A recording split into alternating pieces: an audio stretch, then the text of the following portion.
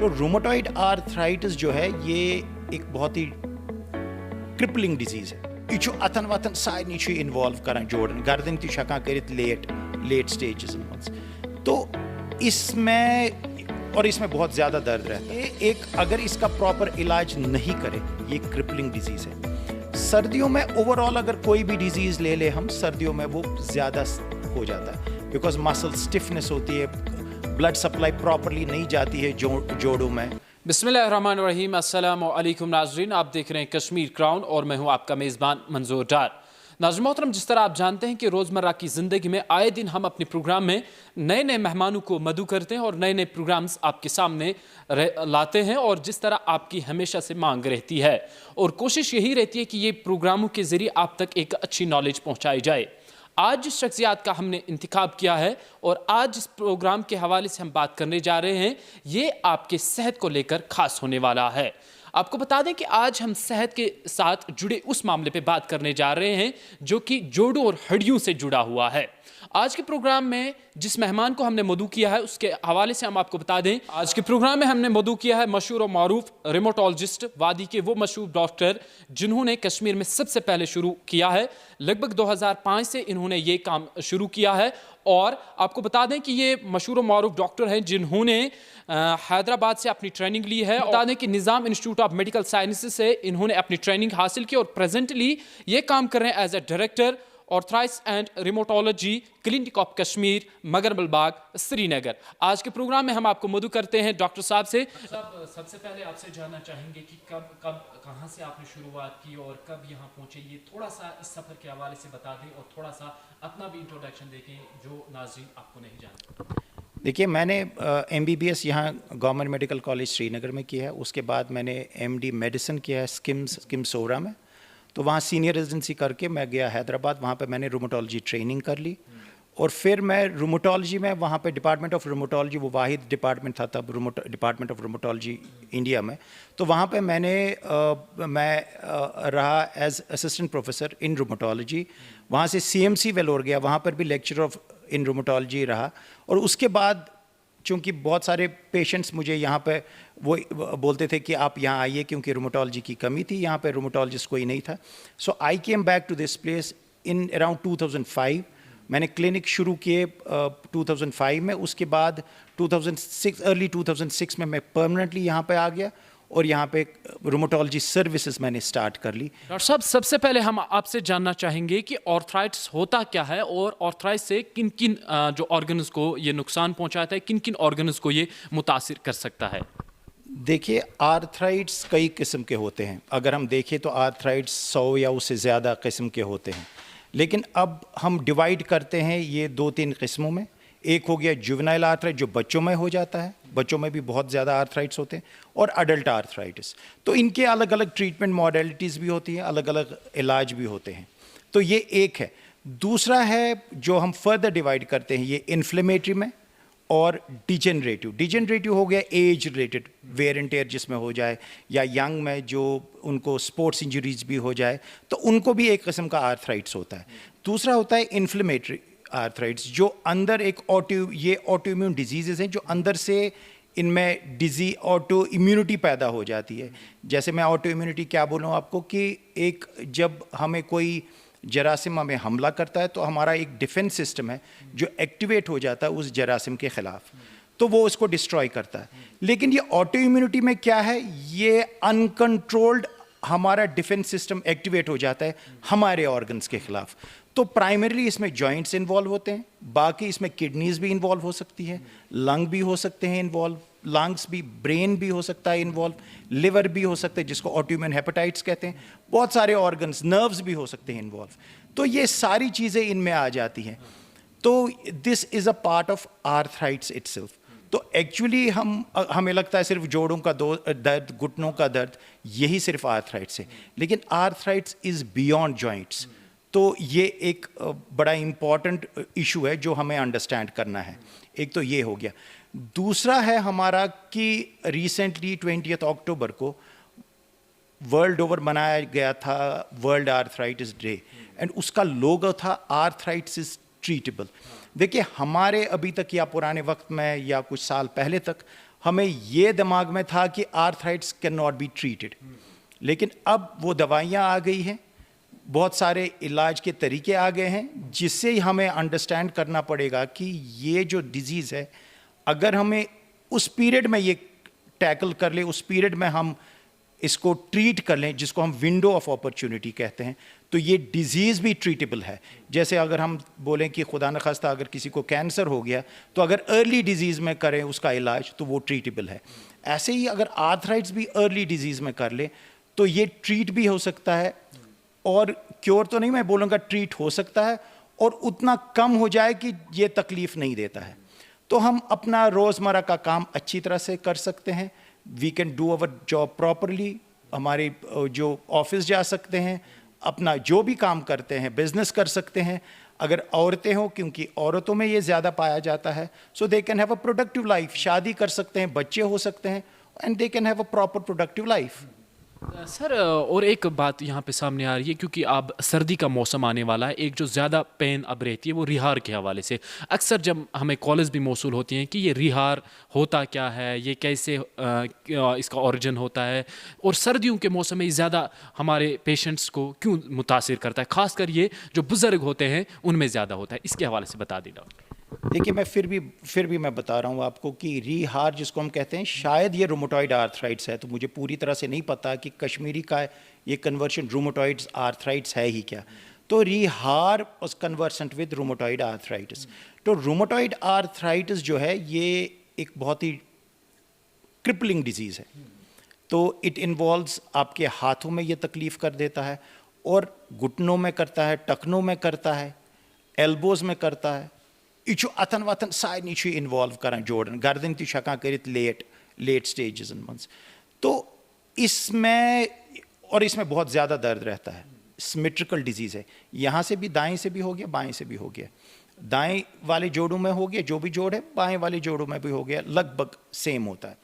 तो ये this comes in around 4 to 5 decade, 40 साल से ऊपर ही हो जाता है। ये औरतों में ज़्यादा पाया जाता है, 3:1 रेशो है, 3 औरतें 1 मर्द, या शायद उससे भी ज़्यादा। तो ये एक, अगर इसका प्रॉपर इलाज नहीं करे, ये क्रिपलिंग डिजीज़ है। सर्दियों में ओवरऑल अगर कोई भी डिजीज़ ले ले हम, सर्दियों में वो ज़्यादा हो जाता है, बिकॉज मसल स्टिफनेस होती है, ब्लड सप्लाई प्रॉपरली नहीं जाती है जोड़ों में, तो और विटामिन डी की बहुत कमी हो जाती है, सनलाइट नहीं आती है विंटर्स में, विटामिन डी की भी बहुत कमी हो जाती है। तो ये सारी चीज़ें इम्प्लिकेट करती है कि सर्दियों में ये प्रेसिपिटेट हो जाती है, ज़्यादा हो जाती है, या कोई सीज़न चेंज हो जाता है उस वक्त ज़्यादा हो जाती है। तो अगर हम दूसरे किस्म की तकलीफ़ ले लें, जिसको हम कहते हैं, आप जैसे कहा आपने कि बुज़ुर्गों की तकलीफ़, उनमें ज़्यादा ऑस्टियोआर्थराइटिस रहता है। प्रिडोमिनेटली वो घुटनों की तकलीफ़ होती है, और वो हिप्स की तकलीफ़ होती है। यहाँ तो इंडियन सब कॉन्टिनेंट में ज़्यादा घुटनों ही की तकलीफ़ होती है। तो अगर हम वेस्टर्न सोसाइटी में जाए, तो उधर हिप जॉइंट्स और नीज़ बोथ इन्वॉल्व हो जाते हैं। तो ये हमारे अलग अलग इश्यूज़ हैं। तो ये विंटर्स में हमें ये ज़रूरी करना है कि हम थोड़े मोबाइल रहें, एक ही जगह जितना बैठे तो उतना स्टिफनेस ज़्यादा हो जाती है, और स्टिफनेस से ये ज़्यादा पेन हो जाता है। तो हम मोबिलिटी अगर करें, अपने आप को मूवमेंट में रखें। बुज़ुर्ग लोग तो ज़्यादा एक ही जगह रहते हैं, सर्दी में बाहर जाने का ख़तरा भी होता है, प्रॉब्लम भी होती है, but they tend to stay back, अपने कमरे में रहते हैं। तो लेकिन मैं ये भी सजेशन देता हूँ कि अपने जॉइंट्स को जितना वो मूवमेंट में रखे, उतना बेहतर रहेगा। ख़ासकर ऊपर नीचे ना करें, ये ज़रूरी है कि सीढ़ियाँ ऊपर नीचे ना करें। अगर कुर्सी पे बैठ सकते हैं, बेहतर होगा बुज़ुर्गों के लिए, क्योंकि otherwise they will have problems with the knees hard हो जाते, और वहाँ का कार्टिलेज जो है अंदर का, वो डैमेज हो जाता है। तो ये हमें ख्याल रखना चाहिए। और बाकी जो रिहार है या रूमेटॉइड आर्थराइटिस, जैसे मैंने कहा कि आर्थराइटिस बहुत किस्म के होते हैं, लगभग 100 या 110 किस्म के हैं। तो उनमें ट्रीटमेंट करना बहुत ज़रूरी है। ऐसा नहीं है कि हम ट्रीटमेंट छोड़ दें या कुछ और करें। We have to go to a proper treating physician, उससे इलाज कराएं, रूमेटोलॉजिस्ट के पास जाके उससे इलाज कराएं, और वो इलाज करते रहें। और उनके पास आपको जाना पड़ेगा हर तीसरे चौथे महीने, जब तक वो ट्रीटमेंट करे। और जब उन्हें लगेगा कि आपकी डिजीज़ कम हो गई, क्योर हो गया आपका, तो वो दवाई बंद कर लेंगे, तो आपकी लाइफ बहुत बेहतर रहेगी। ना ये एक और चीज़ मैं बोलना चाहता हूँ कि दवाइयाँ जब तक चलेंगी आपकी, उसके दो इश्यूज होते हैं, दवाइयों से भी साइड इफ़ेक्ट्स हैं, क्योंकि इसकी दवाइयाँ बहुत टॉक्सिक होती हैं, तो उसके भी साइड इफ़ेक्ट्स होते हैं। तो ये हमें फ्रीक्वेंटली जाना पड़ेगा, जैसे मैंने कहा 3-4 महीने के बाद हमेशा हमें डॉक्टर के पास जाना है, कि ये देखना है कि दवाइयों से तो हमें प्रॉब्लम नहीं होगी, एक तो वो। दूसरा, हमें डिजीज़ प्रोग्रेशन देखना है, डिजीज़ कंट्रोल है, बढ़ रही है कि वैसे ही है। बिकॉज देखिए, दर्द कम होना नहीं होता है कि डिजीज़ कम होना। That doesn't mean that disease is cured और डिजीज़ नहीं है। लोग कहते हैं सर हम आपकी दवाई ले रहे हैं, हमें दर्द नहीं था। No, it doesn't mean like that, it doesn't mean that. दवाई से पेन कम हो सकता है, लेकिन डिजीज़ अंदर से प्रोग्रेस होती रही होगी, so that may still progress. उससे क्या होता है, एब्रप्टली आपको पता चलता है कि आपके हाथ टेढ़े होने लगे, और एक बार टेढ़े हो गए वो फिर सीधे नहीं होते, ये आप दिमाग में रखिए। हाथ हो गए, घुटने हो गए, ख़राब हो गए, वो फिर ठीक नहीं होते। तो प्रॉपरली जब हम बार बार जाएं इस डॉक्टर के पास, अपने ट्रीटिंग फिजिशियन के पास, वो हमें प्रॉपर काउंसलिंग कर लेगा, प्रॉपर ट्रीटमेंट दे देगा, और ये भी हमें कुछ एक्सरसाइजेस देगा, और ये भी देख लेगा कि हमारे जॉइंट्स में डैमेज हो रहा है, कि अगर हो रहा है तो उसके लिए क्या करना है, उसके लिए ट्रीटमेंट चेंज करना है या क्या करना है। ये तो हो गया एक पहलू। तो दूसरा पहलू है कि वो ये भी देख लेगा कि हमारे और कुछ ऑर्गन तो इन्वॉल्व नहीं हो रहे हैं। तो किडनी तो इन्वॉल्व नहीं हो रहा है, जो फ्रीक्वेंटली हो जाता है इन लोगों में। तो लिवर तो नहीं इन्वॉल्व हो रहा, तो लंग्स तो इन्वॉल्व नहीं होते हैं। जैसे रोमेटॉइड आर्थराइटिस में लंग्स बहुत फ्रीक्वेंटली इन्वॉल्व हो जाते हैं, जिसको इंटरस्टिशियल लंग डिजीज़ कहते हैं। तो ये बहुत इंपॉर्टेंट है कि हमारा डॉक्टर ये देख लेगा कि उसके साथ ये फिर कोरिलेट करेगा, अगर कोई दवाई से हो रहा है या किसी और चीज़ से हो रहा है या डिजीज़ से हो रहा है, तो हमें वो दवाई दे दे जो लंग्स को भी कंट्रोल करे और आर्थराइटिस को भी कंट्रोल करे। डॉक्टर साहब, यहाँ पे और एक सवाल ये है कि अक्सर आज देखा जाता है कि बैक पेन जो है ज़्यादा मरीजों में पाई जाती है। अक्सर चाहे हम कुछ ऐसे भी मरीज़ होते हैं जिनकी उम्र बहुत कम होती है, नौजवानों में भी बैक पेन बहुत ज़्यादा। क्या वजूहत रहते हैं बैक पेन, जिसमें डिस्क वगैरह भी बताया जाता है, क्या वजह है? देखिए, मैं फिर भी एक और टॉपिक है, बिकॉज बैक पेन सिर्फ डिस्क डिजीज़ नहीं है, ये हमें we have to keep this thing in mind. Back pain is a group of diseases, जिसमें हम कहते हैं कि उसमें अर्ली स्टेज पर भी होता है, लेट स्टेज पर भी होता है। तो लेट स्टेज पर मैंने जो भी बोले आपको, लेट स्टेज मानो आप 50 के अबव होगा, 50, 55, 60, उनमें ज़्यादातर डिस्क डिजीज़ हो सकता है। ठीक है, तो बोन्स नहीं, डिजेनरेशन हो जाता है, कमज़ोर हो जाती हैं, उनकी जो डिस्क्स हैं वो भी ख़राब हो जाते हैं, वेयर एंड टेयर हो जाता है उनमें, तो उनमें ज़्यादा हो जाता है डिस्क डिजीज़, ये उसमें है। तो अगर थोड़ा और हम कर लें और आगे जाएं स्टेज में, मानो 60 से अबव अगर पहली बार हो गया, तो हमें कुछ और डिजीज़ भी रूल आउट करनी है, जिसमें मेलिग्नेंसीज होता है, जो खुदा न खास्ता कैंसर है, वो हमें रूल आउट करता है। इन्फेक्शंस किसी भी एज ग्रुप में हो जाता है, जिसको ट्यूबरकुलोसिस एक बहुत कॉमन है, ब्रूसेलोसिस है, वो किसी भी स्टेज पर हो सकता है, या कोई और इन्फेक्शंस भी है। तो और यंग मेल्स में, जैसे अभी आपने कहा, यंग मेल्स में अगर बैक पेन हो गया, तो हमें ये दिमाग में रखना है कि ये डिजेनरेटिव नहीं हो सकता है, ये शायद मौजूद रहे। डॉक्टर साहब, यहाँ पे अक्सर ऐसा भी होता है, कोई ऐसा मरीज़ भी होता है जो पहले कहता है कि कमर में पेन शुरू, उसके बाद वो फैलती है, कभी घुटने की ओर चली जाती है, कभी बाजू की ओर चली जाती है। इसके हवाले से भी थोड़ा बताएं। यही मैं बता रहा था आपको कि जो ये यंग मेल्स में है, कभी भी हो सकता है 20, 30, 40 में, इनमें एक डिजीज़ है जिसको कहते हैं स्पॉन्डिलोआर्थोपैथीज। उनमें क्या है, जैसे मैंने कहा रीहार, जैसे रूमेटॉइड आर्थराइटिस, इन्फ्लेमेशन, अंदर से ऑटोइम्यून डिजीज़ है, ऐसे ही ये ग्रुप ऑफ डिजीजेस है जिनको एक जीन होता है HLA-B27, वो एसोसिएटेड डिजीजेस हैं, तो उनमें ये पेन हो जाता है। तो हर एक बैक पेन डिस्क डिजीज नहीं है, तो ये this can be restricted to spine only, कमर से ही रेस्ट्रिक्टेड हो सकता है, या ये फैल सकता है पेरिफेरल जॉइंट्स में भी, घुटनों में भी हो सकता है, टखनों में भी, एल्बोज में भी, रिस्ट्स में भी और हाथों में भी हो सकता है। तो ये group of group of disease है जिसको स्पॉन्डिलोआर्थोपैथीज कहते हैं। इनमें कोई पेशेंट्स का ये इंटेस्टिनल प्रॉब्लम हो सकती है, जिसे को कहते हैं इन्फ्लेमेटरी बाउल डिजीज, उसके साथ भी हो सकता है, या किसी को स्किन डिजीज हो सकती है जिसको सोरियासिस कहते हैं, सोरियाटिक आर्थराइटिस हो सकता है, प्रेडोमिनेंटली उनमें बैक पेन और पेरिफेरल आर्थराइटिस भी हो सकता है। और एक और चीज़, एक और तकलीफ है जिसको एनकाइलोजिंग स्पॉन्डिलाइटिस कहते हैं, उसमें स्पाइन बहुत स्टिफ हो जाता है, एंड देन जब वो बैम्बू स्पाइन बन जाता है, आगे चल के वो अपनी गर्दन अपना कमर हिला नहीं सकते। वो भी एक बहुत ज़बरदस्त क्रिपलिंग डिजीज़ है और इसकी इंसिडेंस बहुत ज़्यादा है। और अनफॉर्चुनेटली जब ऐसे लोग जाते हैं पेशेंट, बहुत सारे डॉक्टर्स के पास या कभी कभार कहीं क्वैक्स के पास भी जाते हैं, they are not able to pick this disease up, वो इसको आइडेंटिफाई नहीं कर सकते हैं।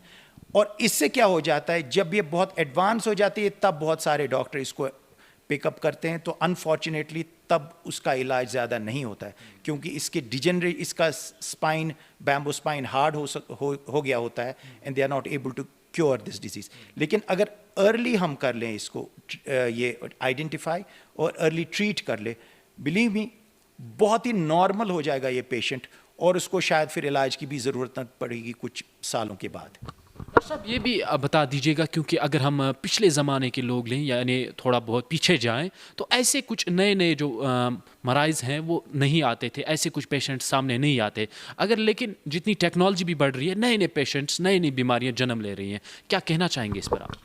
देखिए, बीमारियां तो शायद हर वक्त और हर एज ग्रुप पर ये थी, तो उस वक्त शायद इतनी टेक्नोलॉजी नहीं था, इतनी नॉलेज नहीं थी कि हम इन बीमारियों को आइडेंटिफाई करें और इनको ट्रीट करें। तो अभी बहुत सारी टेक्नोलॉजीज़ हैं, अभी सीटी स्कैन है, एमआरआई है, जिससे ये अर्ली पिकअप कर सकते हैं हम और इसको ट्रीट कर सकते हैं। पुराने वक्त में तो एक तो लॉन्जिविटी उतनी होती नहीं थी, एज उतनी ज़्यादा नहीं थी, अराउंड 55-60 हम बोलते थे कि ये बुज़ुर्ग है शायद। अब तो मरने के ज़्यादा चांसेस है और वो मर भी जाते थे कॉर्नरी आर्टरी डिजीज़ से या कुछ और से। अभी जब हमारी लाइफ एक्सपेक्टेंसी बढ़ गई है, अब एवरेज आदमी शायद 70-80 पर, तो कश्मीर में तो हमारा हेल्थ केयर चूँकि अच्छा है, 70-80 तक तो रह ही जाता है। तो और कुछ जो बुढ़ापे की एसोसिएटेड डिजीज़ हैं वो अब आने लगी हैं ज़्यादा। तो जैसे ऑस्टियोपोरोसिस है, अगर उसका इलाज नहीं करें हम तो फ्रैक्चर हो जाता है, तो पेशेंट क्रिपल हो जाता है। तो ये भी आइडेंटिफाई हो गया है, इसको भी हम ट्रीट करते हैं अकॉर्डिंगली और पेशेंट ठीक रहता है जब तक अल्लाह ताला ने चाहा होगा, उसकी ज़िंदगी होगी। तो ये ऑस्टियोपोरोसिस तो हमेशा था, लेकिन अब ऑस्टियोपोरोसिस का अगर गए तो जो इजिप्शियन ममीज़ थी जो उनको एक्सकवेट किया, उनमें ये ऑस्टियोपोरोसिस पाया गया। तो दिस इज़ बिफोर क्राइस्ट। आप समझे मेरे, आप समझ लीजिए इजिप्शियन ममीज़ कब बरी हो गई थी, तो उनमें भी ऑस्टियोपोरोसिस पाया गया।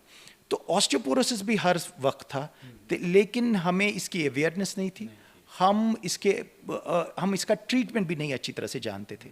ना अभी हम बहुत पिकअप, अभी माशाल्लाह सब लोग अब इसको आइडेंटिफाई करते हैं। मैं बता रहा हूँ आपको, जब मैं यहाँ आ गया तो ऑस्टियोपोरोसिस शायद कोई ट्रीट उतना करता ही नहीं था, ये तो डस्टबिन डायग्नोस था, शायद किसी को लगता था इसको ट्रीट करने की ज़रूरत नहीं थी। लेकिन over a period of time जितना ये करिकुलम में भी ये ऐड हो गया, तो अब सब लोग ऑस्टियोपोरोसिस का ट्रीटमेंट करते हैं। ऑर्थोपेडिशियंस तो करते ही हैं, रूमेटोलॉजिस्ट तो करते ही हैं, एंडोक्रिनोलॉजिस्ट भी करते, वो भी करते ही थे बेसिकली। ये रूमेटोलॉजिस्ट, ऑर्थोपेडिशियन, ये एंडोक्रिनोलॉजिस्ट उनकी डिजीज़ थी। अब सब लेकिन फिजिशियंस भी और प्राइमरी केयर फिजिशियंस भी अब करने लगे हैं, विच इज़ रियली गुड, क्योंकि ये अब जितना ये फैल जाता है, ये नॉलेज फैल जाती है, उतना लोगों को उससे फ़ायदा हो जाता है। डॉक्टर साहब, और एक फाइनल सवाल आपसे रहेगा, क्योंकि हमारे पास टाइम बहुत कम है, आइंदा भी आपसे मुलाकात होती रहेगी। ये बता दीजिएगा कि आमतौर पर मसल पेन या बोन पेन रहती है, और किस तरीके से इस मसल पेन या बोन पेन को अर्ली स्टेज में कम किया जाए, और हर कोई अपनी बोन्स को कैसे स्ट्रांग रख सकता है और इन सब चीज़ों से कैसे दूर रह सकता है। देखिए, बोन पेन्स और मसल क्रैम्प्स हो जाएगा, वो हमें कुछ डेफिशिएंसीज होंगी, राइट।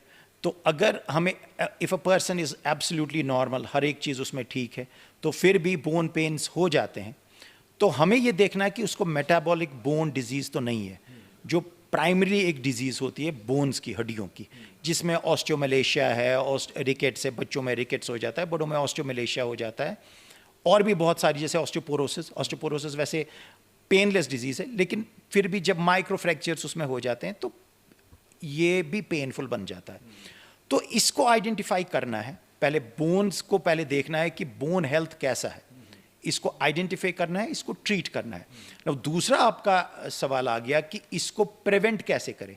देखिए, मैं बता देता हूँ आपको कि जब बंदा अराउंड 30 ईयर्स का हो जाए तो फिर बोन लॉस शुरू हो जाता है उसी वक्त से। ठीक है। सो उस वक्त से हम गुड अमाउंट ऑफ कैल्शियम ले लें तो ये बहुत ज़रूरी है। औरतें वो भी कैल्शियम ले रहे, बिकॉज औरतों में क्या है, ये ऑस्टियोपोरोसिस ज़्यादा औरतों में देखा जाता है। उनको उनको मीनोपाज हो जाता है, जब उनकी वो माहवारी बंद हो जाती है तो उससे उनकी हड्डियां कमज़ोर हो जाती हैं। कैल्शियम भी कम लिया होता है, हम तो कैल्शियम ज़्यादा लेते ही नहीं है, दूध पीते नहीं है, चीज़ लेते नहीं है। और कैल्शियम की गोली दे दो तो बोलते हैं कुछ ये हो गया, कुछ वो हो गया। उनको लगता है डॉक्टर साहब ने एवं ही हमें कैल्शियम की गोली रखी। Believe me, calcium is the best thing that a doctor can prescribe to a patient. ठीक है। मर्दों में ये बोन पेन्स, बोन डिजीज थोड़ी कम है, जो कि खुराक के सवाले से है, which is related to the food habits. मर्दों में उतनी बोन डिजीजेस नहीं होती हैं, ठीक है, जैसे वीकनेस नहीं होती है। लेकिन औरतों में because of child birth, because of Suckling, जो दूध पिलाती हैं बच्चों को और एडिक्वेट कैल्शियम नहीं लेते हैं, तो उनमें ये विटामिन डी की कमी भी होती है, कैल्शियम की कमी भी होती है, और उससे बोन पेन्स भी हो जाती हैं और मसल क्रैम्प्स भी हो जाते हैं।